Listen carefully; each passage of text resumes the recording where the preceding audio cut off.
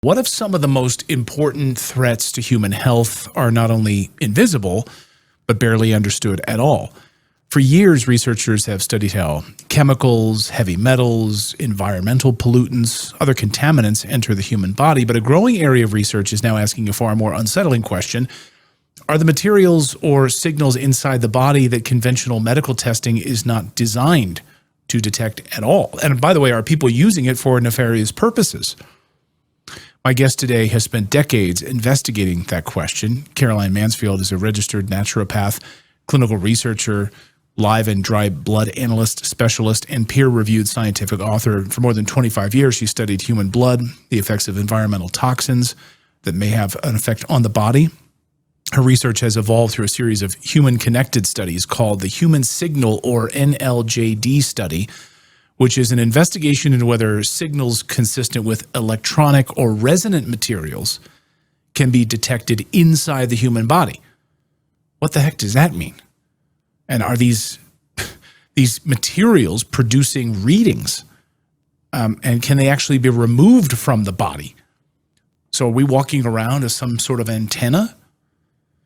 So that's exactly what Caroline and her team have been studying for years, and she joins us now. Thank you so much for being here. This is a bizarre and incredibly important story, but thank you for your research.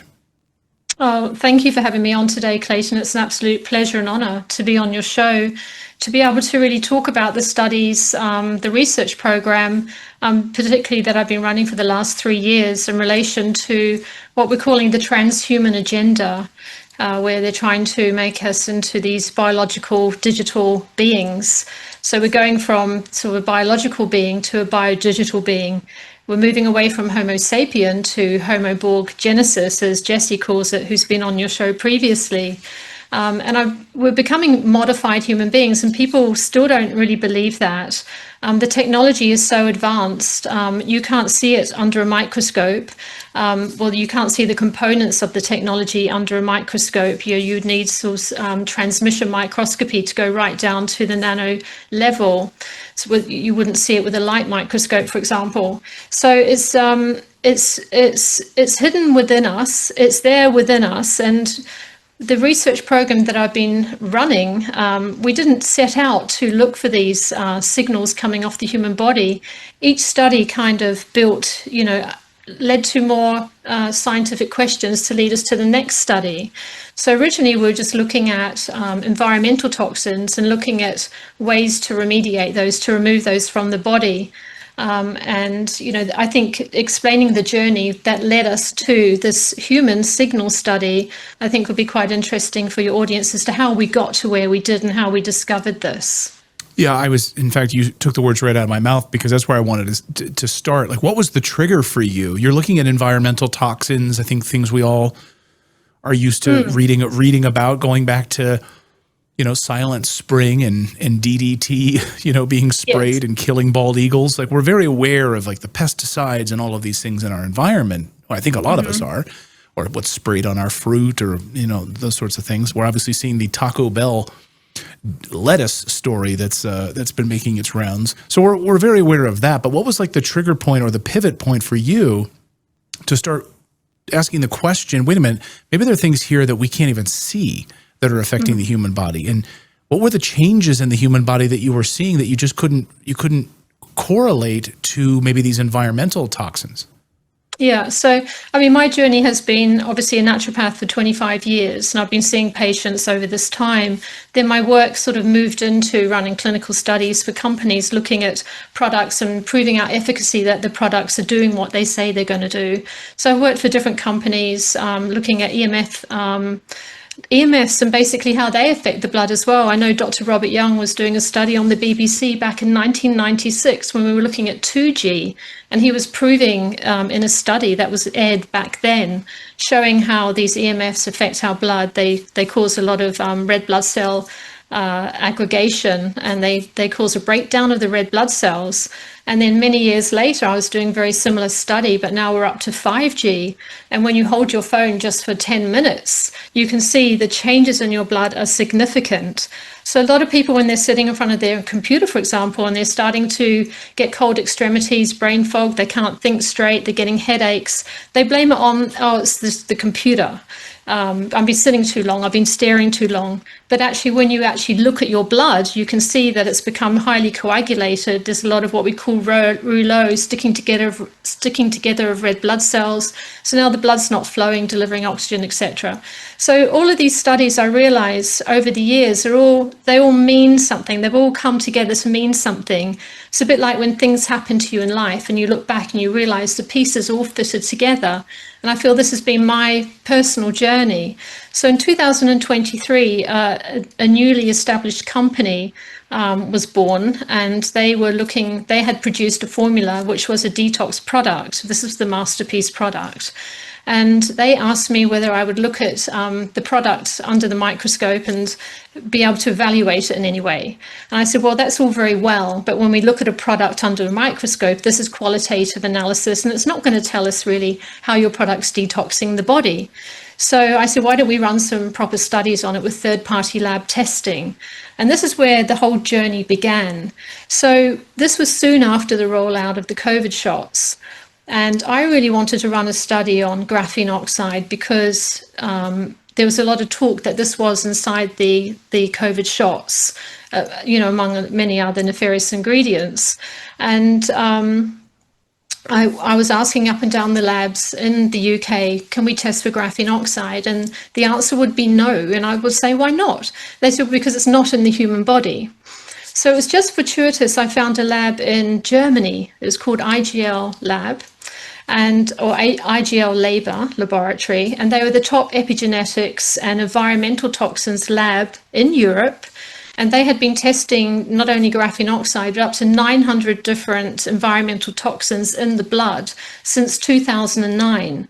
So I went back to the company and said, look, I found this company, let's do some research. Let's get a small pilot study going and let's see whether this product can remove. We were looking at plastics, microplastics, and also forever chemicals, but we included the graphenoxide. So we started this study, and lo and behold, the baseline results of the test subjects showed high and very high levels of graphenoxide. Now, 2 of the test subjects had been vaccinated and 1 of them hadn't. I put myself in this study because I wanted to evaluate the product myself, see what effects it had on me. And when you have a small study group like that, the only variable would be that somebody wasn't taking the product. So you couldn't guarantee that. We're not inside, it's not a clinical study like you would have for pharmaceuticals, for example, where everyone's food is controlled, air is controlled, supplements are controlled. So I put myself in the study, and then what I realized was my graphenoxide levels came back high, but I had never taken the COVID shot. So all this information was very interesting and quite shocking, to be honest. So the test subjects, including myself, started taking the product. And what we noticed initially on the 35-day mark, 1 of the test subjects, graphenoxide levels reduced down to by 90% after 35 days of taking the product at 5 drops twice a day. We were speaking with Dr. Carrie Madej at the time, who was in tears, because this is quite groundbreaking. No one has been able to do studies with graphenoxide, Clayton. If you try and find a lab in America, you won't find one. Nobody is testing the blood for graphenoxide anywhere. So we carried on with the study. Because of the direct relationship to the vax? Well, it's just not one of those ingredients that's allowed to be tested. If you went to a clear license lab in America, you would lose your license. Okay, so you can go and test for all the heavy metals and other environmental toxins, but graphenoxide is on the list nowhere. So I don't think they want people to know that this is inside your body. And as I said, this was the only lab I found, and I think it was very fortuitous. I found this lab at the time. So the test I should tell you, the test that we did was called the intracellular electrical capacity test of the lymphocytes. So lymphocytes go around the body and they drink up the extracellular fluid. They're sentinels, so they give off information to let us know, to warn the system if there's a potential threat or what they're picking up on. So this is why the lymphocytes are used in this test. They're testing the lymphocytes to see what toxins they've come up against inside the body. That's how this test works. So it was the intracellular electrical capacity blood test. So we continue to take the product until the 90-day mark. Everybody was tested again, and everyone's levels came down. So where everyone was starting off at the high and very high ranges and all of these toxins, we tested for polypropylene, polyethylene, PFOAs, PFOS, and grafenoxide. Everyone started off at the high and very high levels. They came down, except for one came down exceptionally low by 90%, but we all came down to what we call the borderline levels, which is below, I think it's 300 nanomoles per litre. And then by the end of the study, everyone had come down to what they call the tolerable range, below 149 nanomoles per litre. So you can see this tracking down. So we knew that this product was removing these toxins, including plastics, which was phenomenal. But now we had this baseline study for grafenoxide. So the company said, great, this is a pilot study, now let's go on and do a proper study. So we had a much larger cohort and a placebo group. We had, I think it was 22 or 25 participants with a placebo. So we started to run that study, but this time we were looking at, in the intracellular electrical capacity test, for 27 analytes, including things like atrazine, which is the hormone disrupting chemical, which causes body dysmorphia. And that was used in a study on frogs where the male frogs turned to female frogs. And that was using I think it was 1 part per billion of atrazine. It was what they used in that study. And American tap water has 3 parts per billion.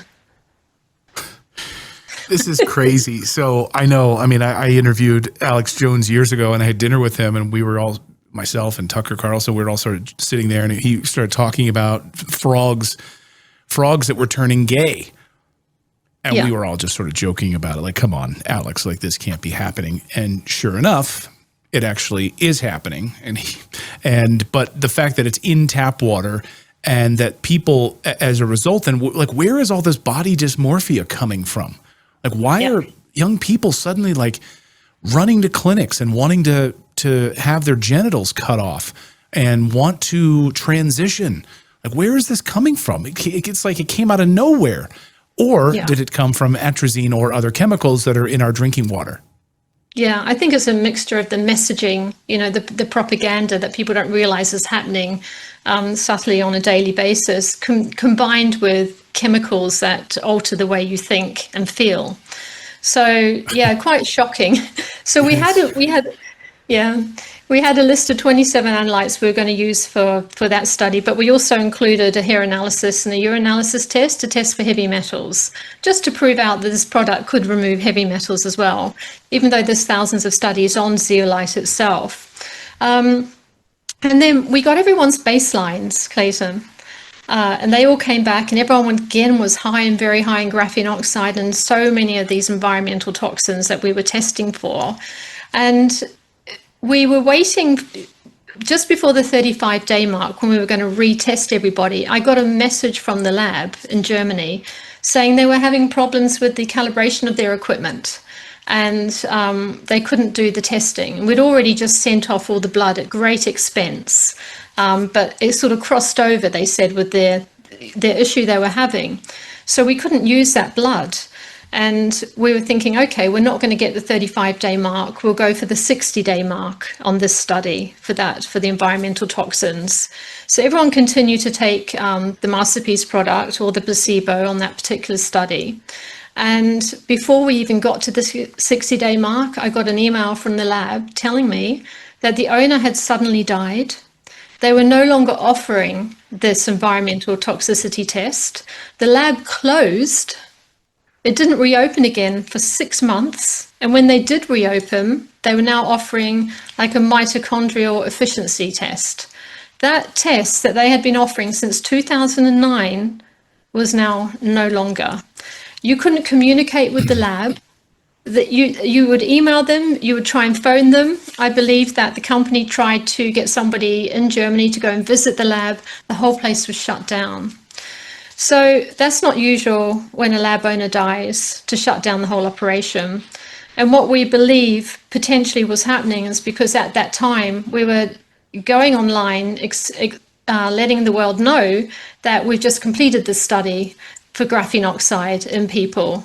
And this was the only lab I could find. And I've asked around many practitioners, and no one else had been able to find a lab that would test for grafenoxide. So at that point, it was obviously a bad day for our study, but it was a bad day for the human race, because now we can't test for grafenoxide. So at the end of that study, we got all the results back, and we showed, categorically that this product was removing a lot of these heavy metals, including radionucleotides like cesium and plutonium in the body. People had that in them. You wouldn't believe that. Yeah, all these different chemicals and radioactive substances in the body. But we were able to prove out that this particular product was removing these from the body. So we were happy with that part.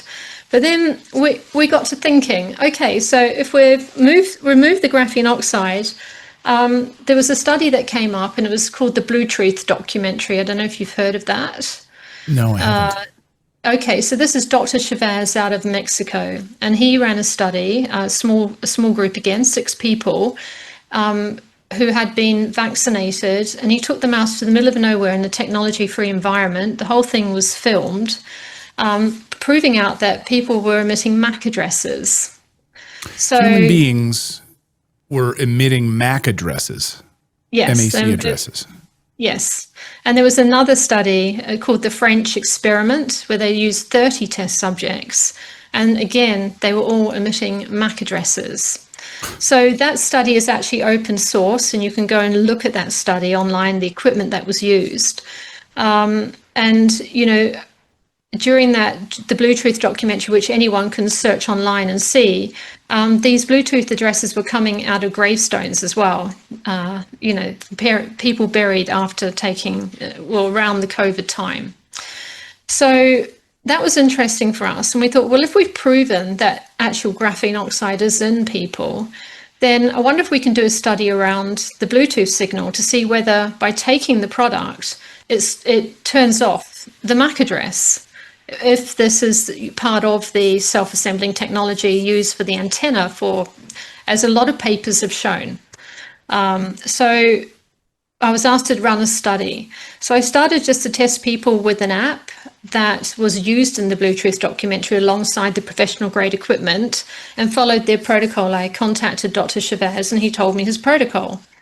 And lo and behold, when I was taking people into the middle of fields, 600 feet away from anyone, because that is the circumference for Bluetooth to go out, people were emitting MAC addresses. I was picking up like a radar facility on this particular app, so you could see them moving. I say, walk away from me, walk towards me, and you can see they had no technology on them. So I phoned back to the company and said, I think we may have a study here. I said, but I can't be the person doing the testing. I'm not qualified in this area. I said, I need to find someone. So I had a good search around, and I found a technical expert in Bulgaria who had been doing this research for 4 years. And he'd actually been speaking at telecommunication conferences and government on the phenomenon, trying to warn people that this is what he's been picking up on as well. So I approached him and said, look, we really want to run a study, but we want to do it with professional grade equipment, not just with apps. And we want to use the exact same equipment that's been used in the Bluetooth documentary and the French experiment study. So he said he was very familiar with all that technology and agreed to do the study. So he flew out to the UK. And we did this study, but we wanted to also have it filmed so no one could critique or say we've made it up. So we had a top film producer, Christiana Van Eyck, who is from Holland, and she agreed to come and do all the filming. She wasn't going to make a documentary about it, but she just agreed, I'll film everything for you. So we knew she was a very good person to be doing that for us. So we would meet everybody in the middle of a field. they would have to go through the woods across 2 fields to get to our temporary base station where we had all the equipment set up for the study. And they would walk across the woods, walk across the field, and by the time they were halfway through the second field, would start to pick them up on this equipment and on the app. It's hard for people to understand this, but when you see it... Well, I mean, I was shocked you mentioned the gravestones thing when I had Jesse Beltran on, who'd been studying this for years, and when they were able to track the individuals who died after having taken the COVID shot, and their bodies were whether filled with Grafenoxid or whether it was they're 6 feet under the ground, and they're standing there in a graveyard and picking up Bluetooth signals from the bodies that are dead. Yes. They're giving off this signal, and this is in our bodies. It's astonishing. I've told friends about this, and their mouth hits the floor. Mm-hmm. Yeah, it's unbelievable for people to comprehend this, and even myself running the study, I would go home at night and I'd have to close the book, I call it, because it's too much for me to comprehend. It's very dark. Like, no one has agreed to this. There's no. And also just the other part of it too, just having the convenience of this clinic, this lab suddenly shutting down, mysteriously telling you that they don't do these studies anymore. A German company. It reminds me of another journalist I interviewed years ago who was doing sampling of the soil samples from underneath where the CIA presumably blew up the Nord Stream pipeline. And he managed to get soil samples and send them. He did it clandestinely to a German lab. And I think once they figured out that he was presenting soil samples from the Nord Stream pipe, they basically shut down the entire study. Said, sorry, we can't do that. So there's enormous pressure. It's remarkable that the powers that be don't want this information getting out there, because they were looking for explosive residue and other things like that could have been traced back to certain state governments. And so anyway, I'm not surprised when I heard that. Well, he was a brave man doing that as well. So, I mean, it is incredible. I mean, the fact that this chap just died suddenly and there's no information about it, it was just terrible at the time. So maybe we can go back to the masterpiece part of this. As fans of the show know, I've been taking it for quite a while, and I find it incredible. And you wonder. So you never took the COVID shot, and there are lots of people who haven't. But then you were still finding like some of these chemicals in your body, like Grafenoxid and other things. So it's not just for people that took the COVID shot, right? No, it's not. And this is what the preliminary study we found with the MAC address study. It wasn't just those who had the shot. What I found was the people who had the MAC address, I didn't have a MAC address and I hadn't taken the shot, obviously. But it was mainly people who had taken the shot that did have the MAC address, but also partners of people who'd taken the shot. So if they hadn't, but their partner had, they would test positive. So there is an element of transfection to do with this. And I've spoken to a nanochemist, and he's saying, if you think about it, this nanotechnology is so small, it can go through pores of skin. So when you're sweating, when you're talking, when you're breathing, you can take it in. This is why there is an element of transfection with it. So I do believe when you hear these people, I see people in our chat room a lot that say, I'm a pure blood. I never took the shot. Pure blood. Yeah. Have you ever hugged a person that took the shot? Have you ever been in the same room with a person that took the shot? So there's transfixion, right? Yeah, there is an element of transfection, but because I didn't actually have a MAC address, so that made me question, well, maybe when you take the shot and you're getting it put straight into your veins, and maybe you are getting something else that maybe can't be transfected, but it's all hypothesis. We can't quite work out at the moment. It's still like a jigsaw puzzle, a lot of this information. Some people know a lot more, way more than me, and some people less. So I'm just where I'm at with what I know. But let me just finish about this MAC address study. We had everyone come back 35 days later, and it was filmed again.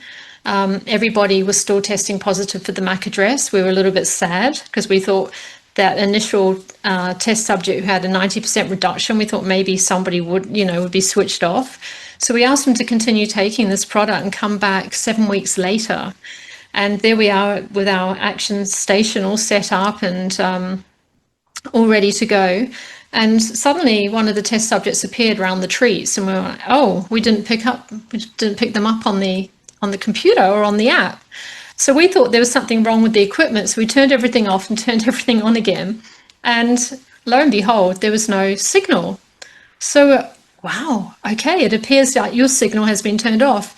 So we had the next test subject turn up. Again, they didn't appear on the screen. They had no signal. And by the time the last test subject turned up, nobody had a signal. And that day was quite euphorious, because that meant that by taking this product for, I think it was 11 weeks, and what we believe is by removing the grafenoxide, that it turned off this MAC address that they had been tested positive for at least 3 or 4 times before we started the study. Wow. So that was, so we thought we'd found, well, hey, we found the answer. Great, we can tell people there is a solution, at least this solution for now. I'm sure there'll be others. And then we got a phone call from Jesse, and he phoned up the company, and he said, well, hang on a moment. This isn't just it. He said, there's more to it than just the MAC address. We've been testing the MAC address as well. But that doesn't mean that they're not testing positive for these anomalous signals coming off the human body, these semiconductor material signals. So he called me, the company referred him to me, and I was going through the MAC address study. And what I haven't explained is that during that study, there was a specific signal that was coming off the people. It was one packet per second is the signal. And the closest signal to that would be the Find Me mode in your iPhone. You know, when you switch your phone off, it's still giving out a signal. That's your Find Me mode. iOS on the app, the iPhone, the Apple iPhone, excuse me, when you power off the phone, it'll still have a Find Me pinging that lets you, if you lost it. Yeah, that gives off 2 packets per second. So let me just explain. If you have a gimbal camera, for example, that's giving off 125 packets per second. It's giving a lot of information from the camera to, transferring it to your computer. So this 1 packet per second is a small amount of information. We don't know what it's giving off, or whether it's two-way, for that as well. And so when I told that to Jesse, he was like, okay, that's exactly what we found. We found that exact same signal. So he knew we'd done the testing correctly.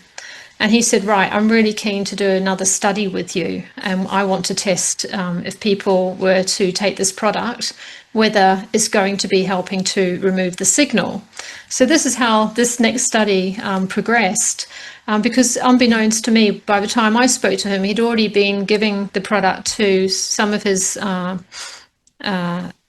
I wouldn't call them his patients, but the people that he's been helping with Havana type syndrome symptoms. And they'd had some remediation by taking the product. And he said this is the first time he's ever given them something that they feel there's a relief from their symptoms. Wow. So he flew out to the UK, and we set up another study. And this time we had 22 participants.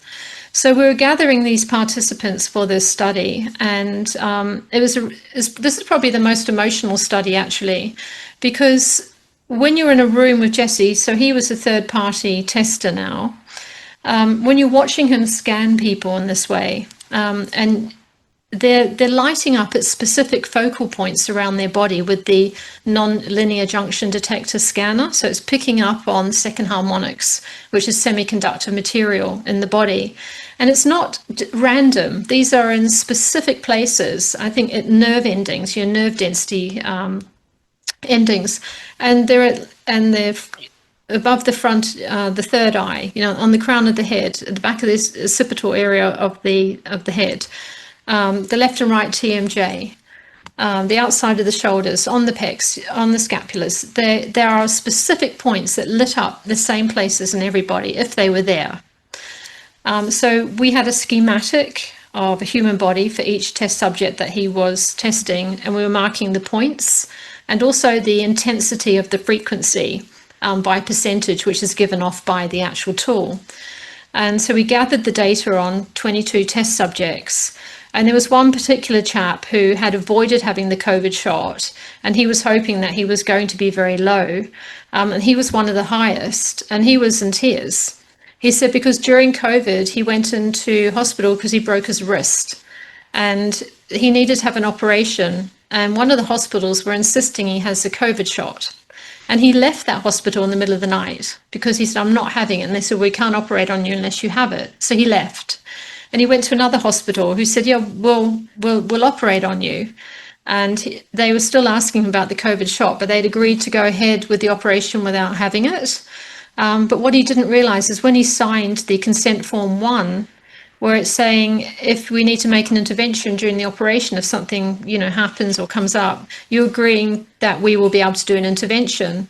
And it's listing what those particular interventions could be. And one of them is to give you biologics.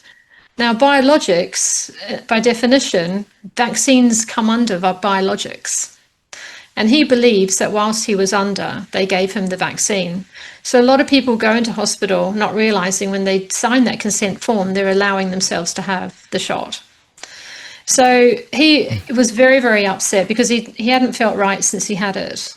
And his wife was also tested and she was very high. So, it was a very emotional study. But what was very interesting, Clayton, is that I invited the 3 of the test subjects who were on the MAC address study to be part of this study because I was very keen to see what they were testing at with Jesse's equipment, having taken Masterpiece at the beginning of the study. And one of the lowest scores, or the lowest score, was a lady who'd been on the MAC address study, who'd been taking Masterpiece consistently. And the second lowest score was the other participant who continue to take Masterpiece after the MAC address study. So we're looking at this study came on about 2.5 to 3 months later. So that gave us some hope that these signals were going to be reduced in the whole cohort. One of the test subjects from the MAC address study, I said, stop taking it. And when she came in to be tested by Jessie, she had high levels of return signals for Jessie. So we know that this technology is getting in us, even if we stop taking it, that it's going to continue to build somehow. So it's in our environment, it's in our food. What is it with transfection, the water we're drinking? So you can't say it's a bit like cleaning your teeth. I clean my teeth, I'm done. It's like you have to keep working at removing this technology and removing these toxins from your body. And that was one thing that we did discover. So everybody took the product for 60 days and the study dosage was 15 drops twice a day. I'm not suggesting people take that amount. It is a very potent product. Not to say that people are having problems taking it, but everyone's individual. And if you're a little bit toxic or, your lymphatic system's a bit bunged up, then you may need some extra support, or you may need to go in a bit slower and then build up to the 4 or 5 drops a day. But the study dosage was 15 drops twice a day, and nobody had any issues. In fact, everyone was feeling amazing on it, which I want to come on to. So everyone came back after 60 days, and Jesse flew back over from the States, and he was testing everybody again. And the room kind of went quiet because on the baseline testing, the buzzer would go off. It's a very noisy piece of equipment. Every time he hit a node, the buzzer would make a loud sound. But this time he was passing the nonlinear junction scanner over the people, and there was very few buzzing. And even Jesse's drawer was, open. He was, wow, this is much less than, at the baseline. So obviously we had our schematics out when we're plotting all the active spots and the percentage that the machine was giving for each active spot.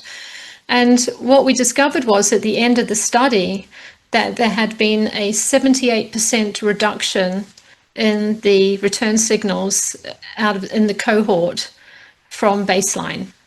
So this is 78? Roughly 78%. Wow. Yeah, reduction.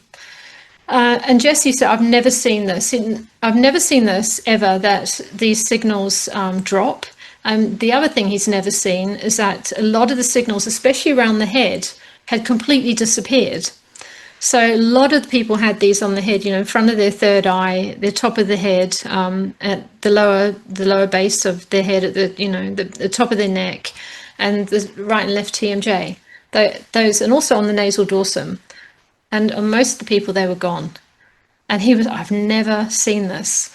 So there was tears of joy at the end of that study, and especially the chap who was very high. He was one of the lowest when he came back after And how did he taking the feel? product. Did he feel completely different? Well, he did, and a lot of them did. So what we also ran separately, what we call an heart rate variability test alongside the testing that Jessie was doing. So at baseline, I took everyone's heart rate variability, which is showing how balanced your autonomic nervous system is.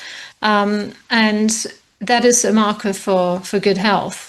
And at the end of the study, everybody's heart rate variability had improved. So by removing this technology, which is affecting us, with our nervous system, everyone's nervous systems had calmed down and was more in balance.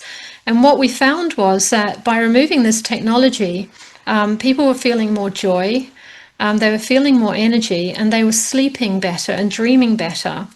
So whether it can be that this technology removes the background noise in the body, the agitation, so people are sleeping more deeply. And of course, when you sleep more deeply and you go into REM, you're clearing your brain through the lymphatic system of all the rubbish that's in your brain. So maybe this is another way why there was a lot of clearance from the head of this technology.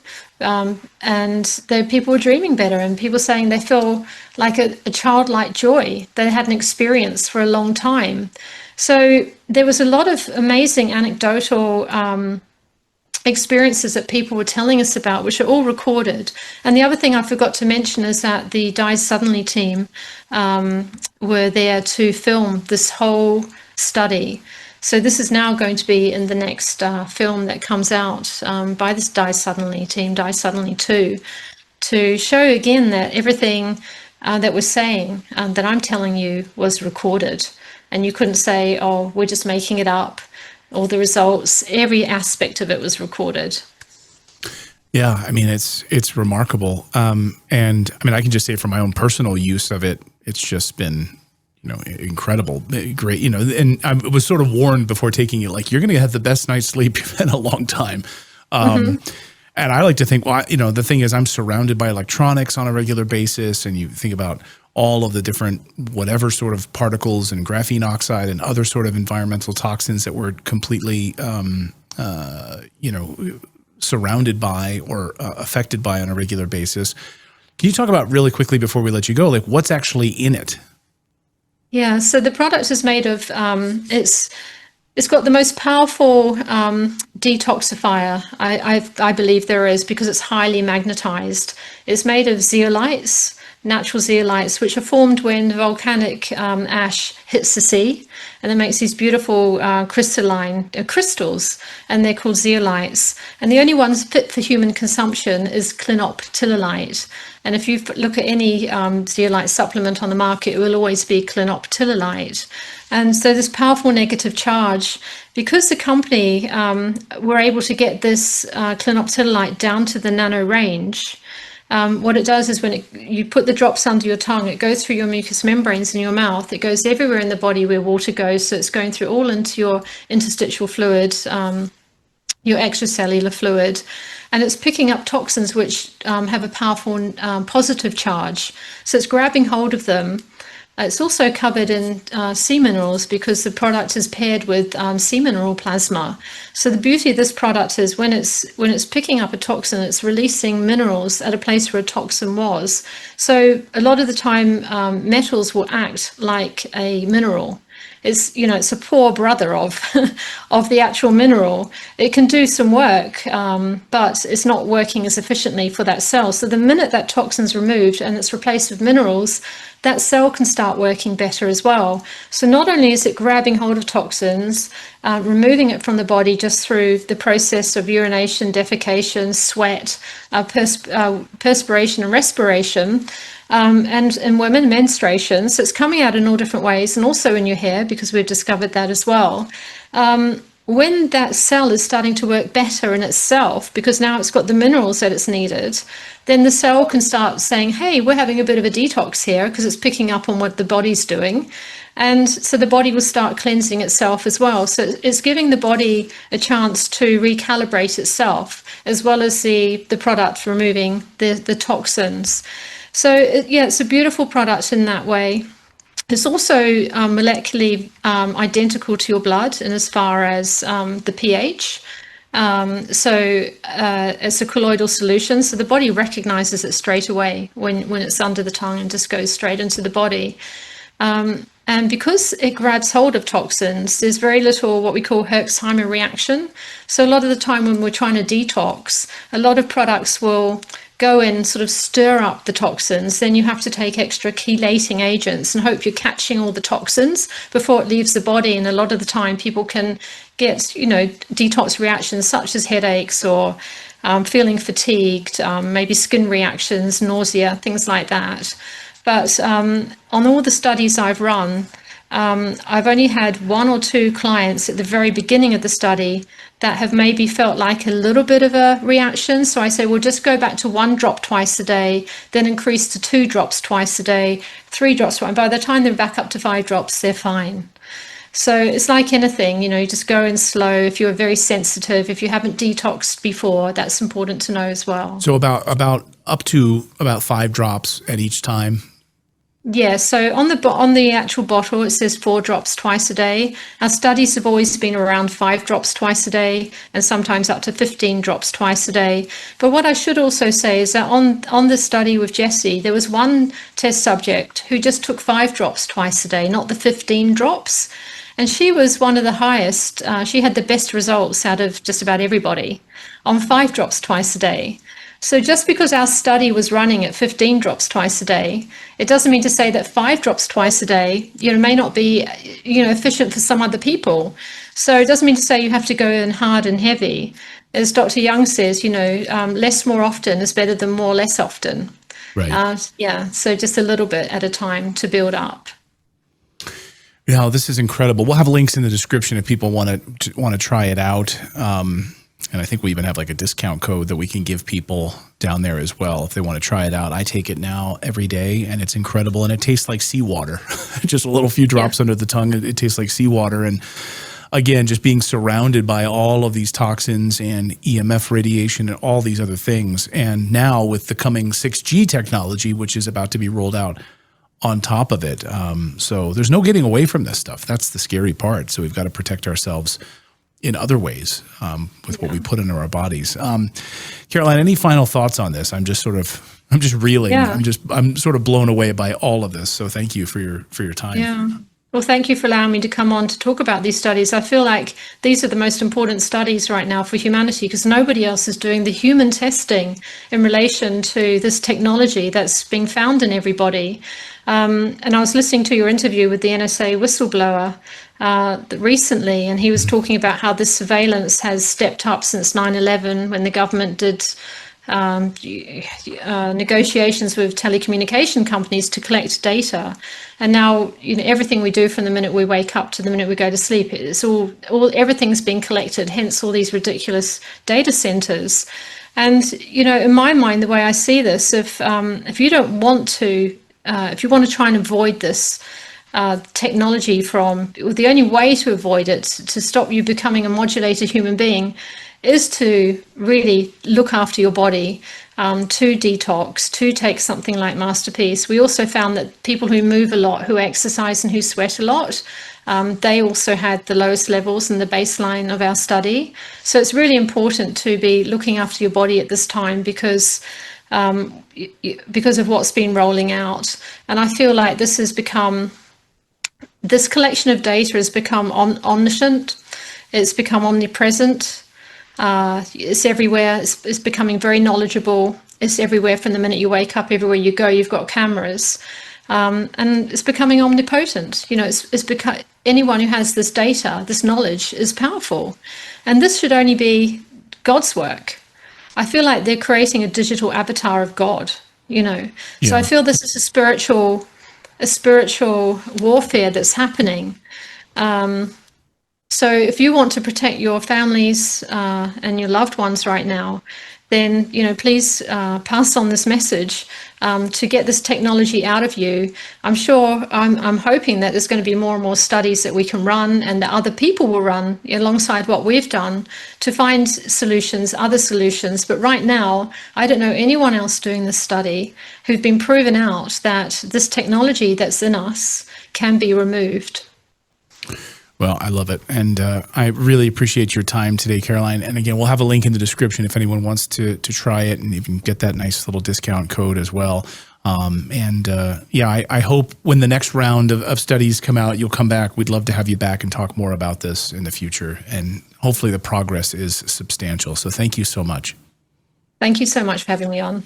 My pleasure. My name's Jesse Beltran. I'm the current president of an organization where our brand is Mind Nexus Live. I've been one of the leading investigators with the phenomenon called Havana syndrome or anomalous health incidences. I have been covering this since 2010. I am currently a certified technical counter-surveillance measures expert.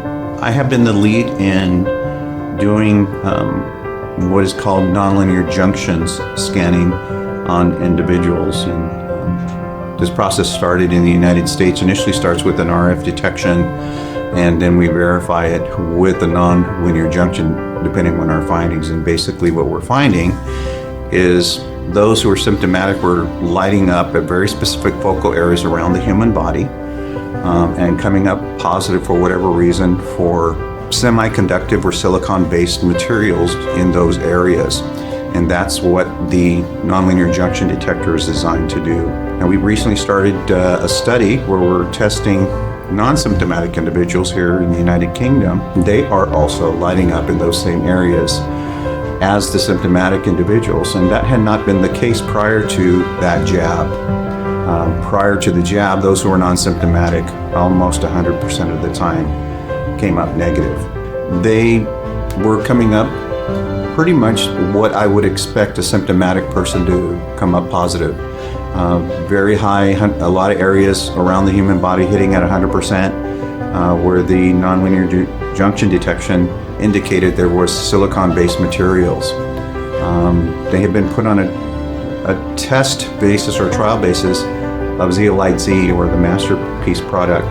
And quite frankly, I was really surprised coming here and doing the secondary exam on these individuals who participated in the testing.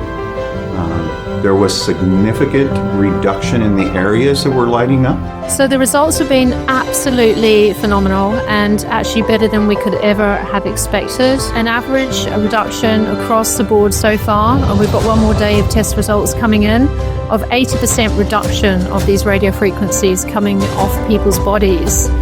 We've had personal reductions of some people of 98%, but on the whole, it's around about an 80% reduction.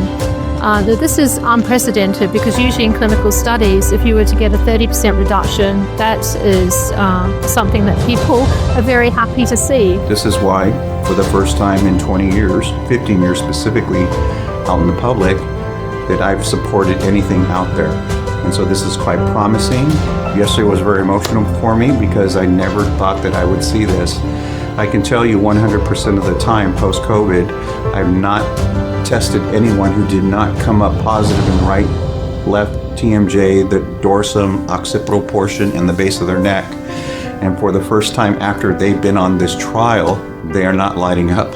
And we are seeing anywhere from 75 to 85% reduction in the findings. And this is quite frankly incredible. Right superior shoulder, 95%.